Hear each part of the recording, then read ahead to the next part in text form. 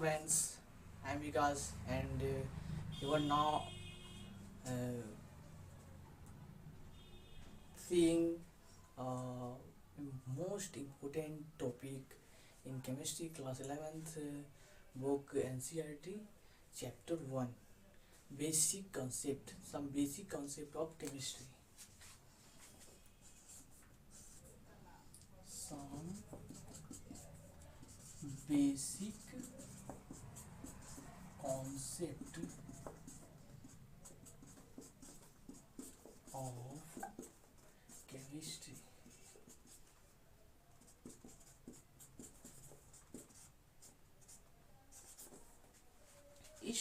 इस चैप्टर्स में सबसे महत्वपूर्ण जो शुरुआत की जो टॉपिक है वो chemistry, importance of chemistry. Importance of chemistry, इस टॉपिक को हम आज पढ़ने वाले हैं। देखिए, केमिस्ट्री पढ़ रहे हैं तो इस बात को जानना बहुत ही महत्वपूर्ण हो जाता है कि आखिर हम केमिस्ट्री पढ़े क्यों, केमिस्ट्री आखिर होता क्या है, इसका मतलब क्या है। देखिए, केमिस्ट्री बहुत सारे लोग केवल विषय है इसलिए पढ़ते हैं, उनको वास्तव में जानकारी नहीं होता कि केमिस्ट्री क्या है, इसका फ़ायदे क्या है। तो देखिए, जिस तरह से मैथ्स का उपयोग जोड़ गुना भाग करने में होता है, कैलकुलेशन में होता है, उसी पर केमिस्ट्री का उपयोग बहुत सारे इंडस्ट्री, बहुत सारे फर्टिलाइजर्स, ये पेड़ पौधे बीज बनाना, ये सभी केमिस्ट्री का ही काम है। हेल्थ केयर में जाइए तो हेल्थ इतनी सारी दवाइयाँ हैं जिनसे हम लोग स्वस्थ रहते हैं, जिनका यदि कुछ भी एक बुखार भी होता है तो पैरासीटामोल, ये सब दवाइयाँ जो खाते हैं, या ओमी टैबलेट हो गया गैस का, ये सभी जितने भी हेल्थ केयर की दवाइयाँ हैं ये सभी केमिस्ट्री की मदद से ही बनते हैं। उसकी बात हो गई, बहुत सारे फूड इंडस्ट्री हो गया है, उन सभी फूड इंडस्ट्री में खाना कैसे अधिक दिनों तक स्वस्थ रहे, कौन सा केमिकल उसमें डालें ताकि खाना स्वस्थ रहे, खाना बेकार ना हो और खाना बासी ना हो, इन सभी फूड कंजर्वेशन के लिए केमिकल्स का उपयोग किया जाता है। वो केमिकल्स कहाँ से आती है? केमिस्ट्री से आती है, केमिस्ट्री की देन है। और बात आ गई कि आप कोई भी किसी भी मशीन का शीशा बन रहा है, शीशा कैसे बन रहा है? केमिस्ट्री, केमिकल से बन रहा है। बहुत सारे कचरे का सामान है वो के बड़े बड़े इंडस्ट्री में जाते हैं, मशीन में, कारखानों में जाते हैं, वहाँ पे कारखानों में उनको फिर से कारखाना में डाल करके सभी को एक मर्ज करके मिक्स करके नए केमिकल डाल करके फिर नया प्रोडक्ट बना दिया जाता है। ये सभी किसकी देन है? केमिस्ट्री की। अब आप जिस कुर्सी पर या टेबल पर बैठे हुए हैं वो कैसे बनता है? फिर से रिसाइकलिंग करके कारखानों में उसको बनाया गया है। आप जितने भी मेटल देखते हैं वो सभी केमिकल से बने हुए हैं। केमिकल्स की ही सहायता से इतने अच्छे अच्छे आपको बल्ब, ये सभी चीज़ें, ये सभी बहुत सारी चीज़ें केमिस्ट्री की ही देन है। और आप देखिएगा तो पेड़ पौधे को कीड़ा ना लगे, ये सभी खेती बाड़ी में यूरिया, ये सभी किनकी देन है? केमिस्ट्री की देन है। यदि खेती बाड़ी में अगर यूरिया ना दिया जाए तो फसल सही से होती नहीं है, कीटनाशक वाली दवाई नहीं दी जाएगी तो फसल फिर भी बर्बाद हो जाएगी, कीट खा जाएगी। तो ये सभी साइंटिस्ट इन सभी बातों को देखते हैं, समझते हैं और इन सभी के लिए समाधान करते हैं। किन की मदद से? केमिस्ट्री की मदद से।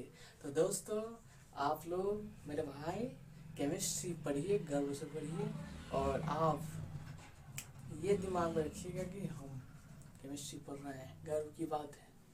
तो साइंस की जिस तरह से आप जानते हैं कि साइंस में फिजिक्स, केमिस्ट्री और मैथ्स, बायो साइंस के ब्रांचेस हैं, उसी तरह से केमिस्ट्री के भी कई ब्रांचेस होते हैं।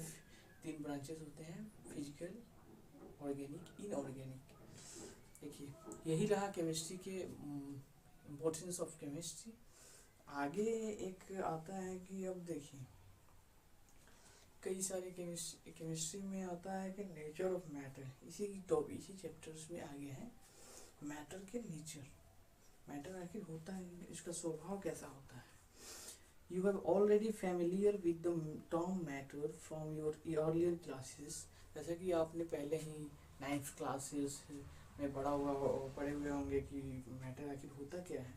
Anything which has occupies space, जिसका वॉल्यूम होता है, जो स्पेस ऑक्यूपाई करता है, जिसके पास मास होती है, वो क्या कहलाती है, मैटर। ठीक है, और वो उनकी केमिकल कॉम्पोजिशंस, अलग अलग एलिमेंट्स, एटम्स से मिलके बने हुए होते हैं। ठीक है, तो एटम्स मैटर किसे कहते हैं, ये ध्यान रखिएगा। और मैटर एवरीथिंग अराउंड अस, जैसे कि बुक, ये पेन, मार्कर, ये क्या है, मैटर है। इसका एक अपना वॉल्यूम है, ये स्पेस में स्पेस को ऑक्यूपाई कर रखा है, कुछ स्पेस ऑक्यूपाई कर रखा है, इसका मास है अपना, तो ये मैटर हो गया। ये आपका एंड्रॉयड फ़ोन है, ये मास है, उसमें स्पेस में ऑक्यूपाई कर रखा है, स्पेस ऑक्यूपाई कर रखा है, तो वो भी मैटर है। पेन और लिविंग थिंग्स, बहुत सारे, पेन, वाटर, एयर भी। हम यहाँ पे खड़े हैं तो हम ऑक्यूपाई कर रखे हैं, हमारा मास भी है कुछ, इसलिए हम भी एक मैटर हैं। ठीक है, अब आती है आगे बात की you know that they have mass and they occupy space. Just recall the characteristics of the state of matter which you learned in your previous classes। अब मैटर्स के कुछ विशेषताओं के बारे में हम पढ़ते हैं, जिसको आपने पहले 9वीं 10वीं कक्षा में पढ़ चुके हैं। तो स्टेट्स ऑफ मैटर, अब मैटर की अवस्थाओं के बारे में पढ़ते हैं। तो मैटर की होती है 4 अवस्थाएं। आप लोग सोचते होंगे कि 3 अवस्थाएं, नहीं, एक अवस्था और भी होती है। कौन सी, प्लाज्मा अवस्था होती है मैटर की अवस्थाएं। स्टेट ऑफ मैटर कौन सी, सॉलिड, लिक्विड, गैस, एक होती है प्लाज्मा।